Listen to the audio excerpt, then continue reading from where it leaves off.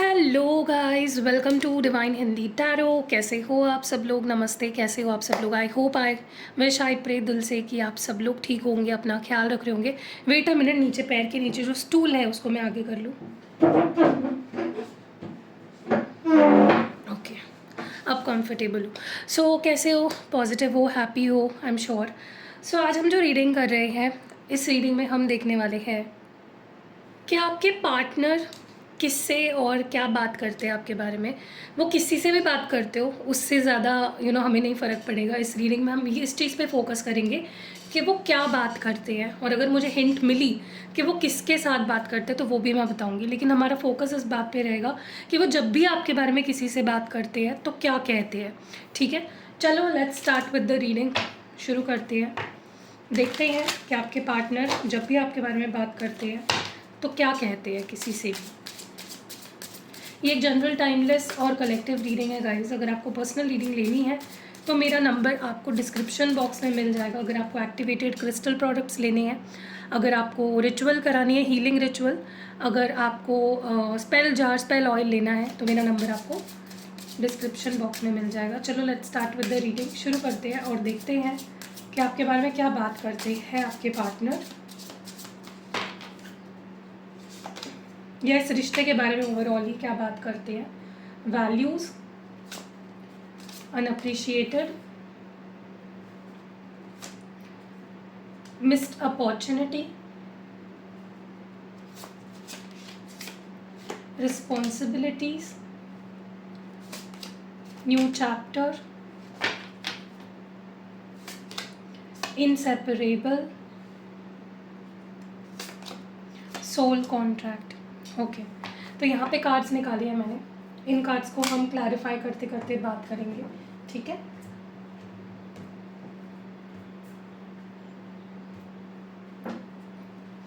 Okay, सो मेरा favourite deck tarot deck, जिससे मैं पर्सनल रीडिंग भी करती हूँ, मुझे बहुत पसंद है ये वाला डेक। ओके, तो सबसे पहले तो आपके पर्सन जिससे भी बात करते हैं आपके बारे में, उसे ये कहते हैं कि आप दोनों बहुत अलग हो।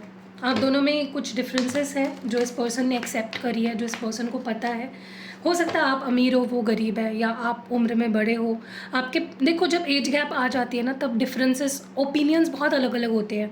मैनी अ टाइम्स में जो मेजरली ये चीज़ देखी गई है कि जब एज गैप है, आपकी एज ज़्यादा है या उनकी एज ज़्यादा है आपसे, तो वहाँ पे डिफरेंसेस ज़्यादा आते हैं, क्योंकि आप दोनों का पॉइंट ऑफ व्यू बहुत अलग होता है, आपके ओपिनियंस बहुत अलग होते हैं एक दूसरे से। तो कहीं ना कहीं आपके पर्सन या तो आपसे उम्र में छोटे हैं, या आप उनसे उम्र में छोटे हो। आप मैरिड हो सकते हो, या वो मैरिड हो सकते हो ऑलरेडी, या कोई ऊंच नीच हो सकती है डेफिनेटली आप दोनों में। तो आपके पर्सन को ऐसा लगता है, मतलब वो यही कहते हैं जब भी किसी से बात करते हैं, तो वो ये ज़रूर कहते हैं कि यार हम दोनों बहुत अलग हैं, हम दोनों में बहुत डिफरेंस है। ठीक है, ये डिफरेंस है, वो डिफरेंस है, जो भी डिफरेंस वो मानते हैं।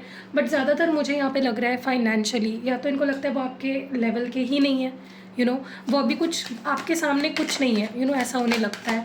और उसी बारे में वो शेयर करते हैं कि आप एक स्टार हो, आप बहुत ऊपर हो, आपकी लेवल बहुत हाई है। हो सकता है आप फेमस हो, ठीक है।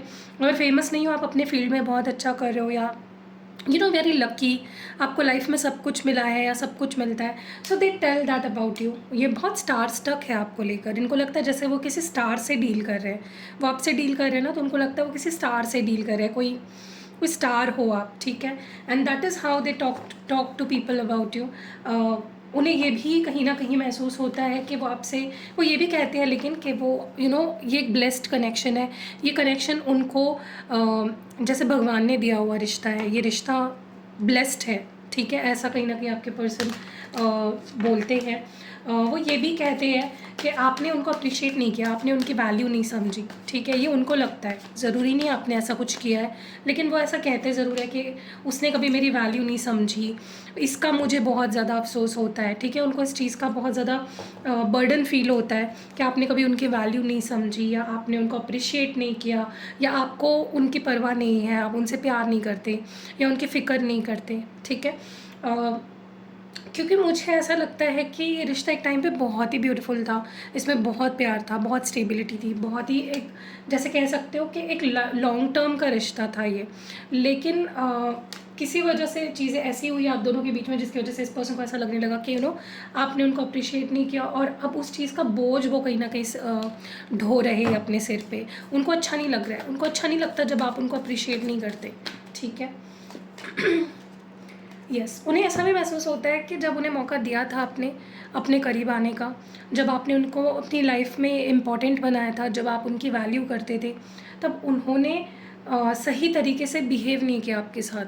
वो आपको छोड़कर चले गए, या फिर उन्होंने आपके लिए कुछ भी नहीं किया इस रिश्ते में। That is what they feel. उनको लगता है कि एक अपॉर्चुनिटी मिली थी उन्हें इस रिश्ते में आपके साथ आगे बढ़ने की, या इस रिश्ते को आगे बढ़ाने की, लेकिन उन्होंने वो फुलफ़िल नहीं किया अपॉर्चुनिटी, ठीक है। ऐसा उन्हें लगता है कि they lost the opportunity with you, लेकिन वो करना चाहते हैं, वो बैलेंस लाना चाहते हैं, वो कॉम्प्रोमाइज़ करना चाहते हैं। सो उनकी इंटेंशन बेसिकली ये अपॉर्चुनिटी वापस पाने की ही है। उनको लगता है अगर ये मौका मुझे वापस दिया जाए तो मैं अपने आप को प्रूव करूँगा, मैं चीज़ों को सही करूँगा, ठीक है। रिस्पॉन्सिबिलिटीज़ क्यों है यहाँ पे? मुझे ऐसा लगता है इस पर्सन की फैमिली इशूज़ है कुछ, या तो ये मैरिड है तो इनकी अपनी फैमिली है जिसकी रिस्पॉन्सिबिलिटी है इन पे। अगर ये मैरिड भी नहीं है तो हो सकता है ये इकलौते हैं अपने घर में, इनको ही सारी चीज़ें देखनी पड़ती हैं, इनके ऊपर ही रिस्पॉन्सिबिलिटी है, या इनके घर में कुछ बहुत ही बुरा हुआ है, या बहुत ही अनसर्टन, या कुछ बहुत ही डिफ़िकल्ट सिचुएशन है घर पे, ठीक है, या कोई इमरजेंसी आई है। तो इस पर्सन को ऐसा लगता है कि मेरे ऊपर बहुत रिस्पॉन्सिबिलिटीज़ है अपनी फैमिली की। अ, मैं इकलौता हूँ, या मैं इकलौती हूँ, या मेरे फैमिली में ये प्रॉब्लम आई है वो, तो कहीं ना कहीं ये पर्सन सेल्फिश भी होते हैं, और उस बारे में भी शेयर करते हैं, उस बारे में भी बोलते हैं लोगों से कि यार देख, उससे तो मैं प्यार करता हूँ, लेकिन मेरी अपनी भी लाइफ है, मेरी अपनी फैमिली है, मेरी अपनी रिस्पॉन्सिबिलिटी है, ठीक है।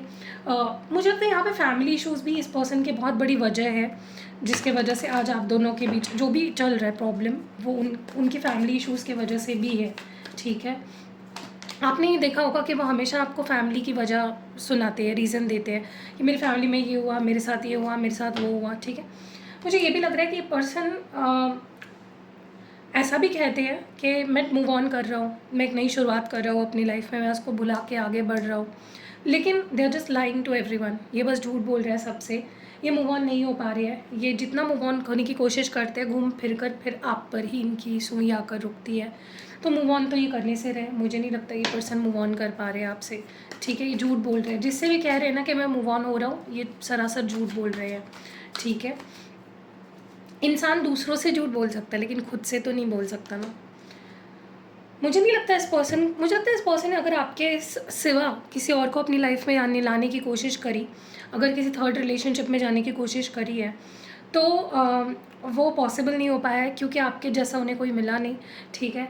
और ये पर्सन यही बोलते हैं, जब भी ये किसी से आपके बारे में शेयर करते हैं, किसी से बात करते, तो ये वही बोलते हैं कि हमारा प्यार कभी ख़त्म नहीं होगा, चाहे डिस्टेंस कितना भी हो हमारे बीच, और हम दोनों एक दूसरे से कभी भी हमेशा अलग नहीं हो सकते हैं, ठीक है।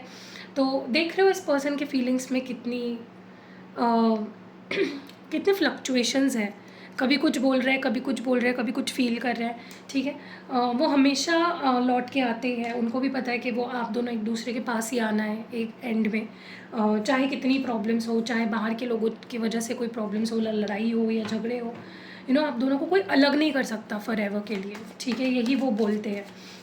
और कहीं ना कहीं ये पर्सन ये भी कहते हैं कि वो आपसे बहुत कुछ सीखे हैं। पहले वो एक प्लेयर थे, एक नॉन कमिटल पर्सन थे, बट आपने उनको प्यार का मतलब सिखाया, आपने उनको बहुत कुछ सिखाया है। आपके प्यार ने, आपके सहारे ने इस पर्सन को डेफिनेटली बहुत कुछ सिखाया है, एंड उनके अंदर एक जोश भरा है, उनके अंदर एक गो गेटर वाला एटीट्यूड भरा है आपकी वजह से, ठीक है।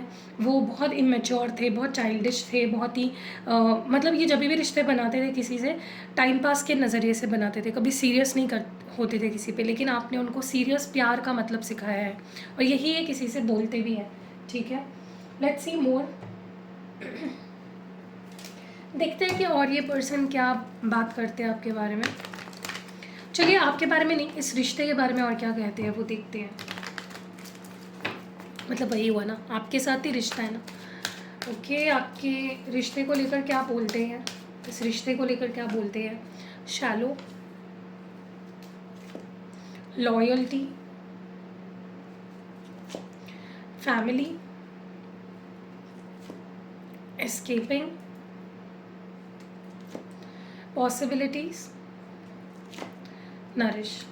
ओके, आगे बढ़ते हैं और क्लैरिफाई करते हैं कार्ड्स को। डिवाइन हमें प्लीज़ क्लियर मैसेज दे और बताए शैलो की एनर्जी क्यों है। Why is shallow here divine, please clear message दे और बताए why is shallow here. Okay, 6 of swords. देखिए ये आपके इस रिश्ते के बारे में यही कहते हैं कि वो आपको छोड़ भी नहीं पाते और वो आपके साथ भी नहीं रह पाते हैं। जब भी आपसे दूर होते हैं उन्हें कुछ खींचता है आपके तरफ, उनको एक बॉन्ड फील होता है आपके साथ, बहुत ही स्ट्रॉन्ग बॉन्ड फील होता है। बट कभी कभी ऐसा भी हो जाता है कि चीज़ें इतनी टॉक्सिक हो जाती है कि उन्हें छोड़ना पड़ता है या दूर जाना पड़ता है आपसे।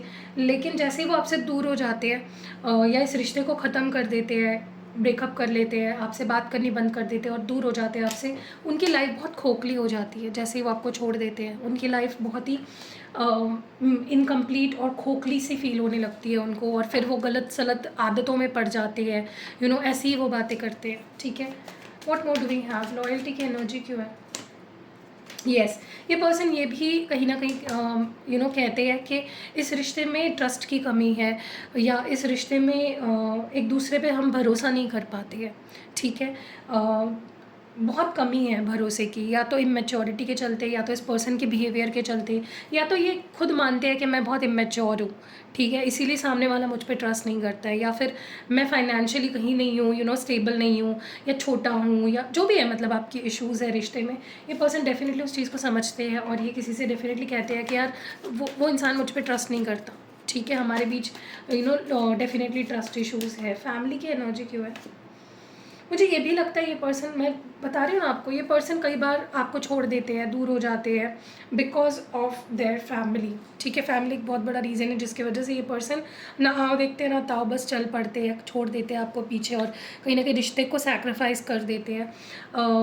इसी बारे में ये कहते भी हैं लोगों से जिससे भी ये शेयर करते हैं कि यार फैमिली एक रीज़न है, फैमिली की रिस्पॉन्सिबिलिटी एक रीज़न है जिसकी वजह से हमारा रिश्ता आगे नहीं बढ़ पा रहा है या एक लेवल ऊपर नहीं जा पा रहा है। लेकिन वो आपके साथ फैमिली बनाना भी चाहती है, ये भी मैसेज निकल के आ रहा है। वो ये भी कहते हैं कि अगर मेरी और उसकी शादी हो जाए तो मेरी लाइफ बन जाएगी, मेरी लाइफ सेट हो जाएगी, हमारी लाइफ बहुत डिफरेंट होगी अभी से, बहुत पॉजिटिव चेंजेस आएंगे। जैसे होता है ना कि मेरा वक्त आ गया, मेरा अच्छा वक्त आ गया, तो अच्छा वक्त आएगा अगर शादी कर लेंगे वो आपसे। मैं ये भी देख रही हूँ कि कई बार ये पर्सन ऐसा भी बोलते हैं कई बार कि आप भी उनको कई बार अवॉइड करते हो या दूर भगाते हो, या अपने पास नहीं आने देते हो, एक बाउंड्री सेट करते हो, या रूड हो जाते हो, या कोल्ड हो जाते हो, डिस्टेंट हो जाते हो। ठीक है, और इसी वजह से उनको आपसे दूर जाना पड़ता है। ठीक है, सो ये भी वो बोलते हैं, मतलब वो खुद को ही दोष नहीं दे रहे हैं, वो आपको भी दोष दे रहे हैं कि आप भी कुछ ऐसा करते हो जिसकी वजह से उनको आपसे दूर होना पड़ता है या आपको अपने से दूर करना पड़ता है। ठीक है, क्योंकि आप उनको थोड़ा सा अवॉइड करते हो, ब्लॉक करते हो या दूर भगाते हो, अपने से दूर ढकेलते हो। ठीक है, आपकी एनर्जी थोड़ी सी है वैसी, ऐसा इस पर्सन को लगता है और वो बोलते भी है इस बारे में।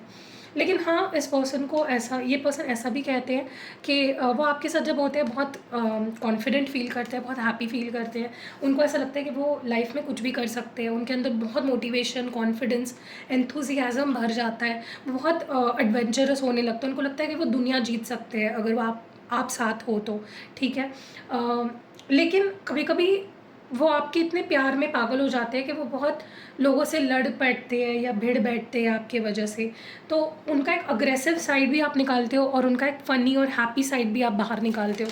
ठीक है, ऐसा है बहुत। बट कहीं ना कहीं मुझे ऐसा लगता है कि मे बी ये पर्सन का नेचर है बहुत ही फ्रीडम में जीना, और हो सकता है आपको वो पसंद नहीं आता। कभी कभी आप उनको बोलते हो कि यार थोड़ा सा तुम कम कर लो, तुम मेरे साथ रिश्ते में हो, थोड़ा सा अपनी एनर्जी को बैलेंस कर लो, लेकिन वो नहीं कर पाते। मे बी उनको गुस्से का भी प्रॉब्लम हो सकता है। ठीक है, या अपनी मन मर्जी चलाना, अपनी मर्जी से जीना, उनकी कुछ आदतें में भी आपको पसंद नहीं आती होगी, तो मे बी आप उस बारे में बोलते हो इस पर्सन से। मुझे ऐसा लगता है इस पर्सन को ये पर्सन ऐसे भी बोलते हैं कि हाँ, उनको आपसे प्यार है, वो आपसे बहुत प्यार करते हैं, लेकिन आप कभी कभी उन पे इतना ट्रस्ट नहीं शो करते हो, या उन पे इतने ट्रस्ट इश्यूज़ है आपके कि कई बार उन्हें सेल्फ डाउट होने लगता है। तो वो खुद से भी प्यार करना चाहते हैं, वो खुद को प्यार देना चाहते हैं, खुद को ढूंढना चाहते हैं, अंदर उनके क्या है उसे बाहर निकालना चाहते हैं। So that is something they want to do. Okay, जैसे होता है ना कि सेल्फ लव, वो नहीं करना है, क्योंकि होता है, अगर अभी सोचो, आप सोचो, आपको कोई बार बार डाउट कर रहा है आप पे, तो आपके खुद की कॉन्फिडेंस गिर जाती है वहाँ पे। तो वैसे ही कुछ आपके पर्सन को फील हो रहा है कि मेरी कॉन्फिडेंस लो हो रही है, और वो अपने आप से प्यार करना चाहते हैं, अपने आप को ढूंढना चाहते हैं, उन्हें क्या पसंद है उस चीज़ पे फोकस करना चाहते हैं। ठीक है, सो ये सारी चीज़ें हैं जो वो कहते हैं किसी से। सो कैसे आपको क्या लगता है वो किससे ये सारी बातें कहते होंगे? आप मुझे कमेंट्स में अगर कंफर्टेबल हो तो शेयर कर सकते हो, और कैसी लगी रीडिंग वो भी मुझे आप बताना। सी यू नेक्स्ट वीडियो, बाय।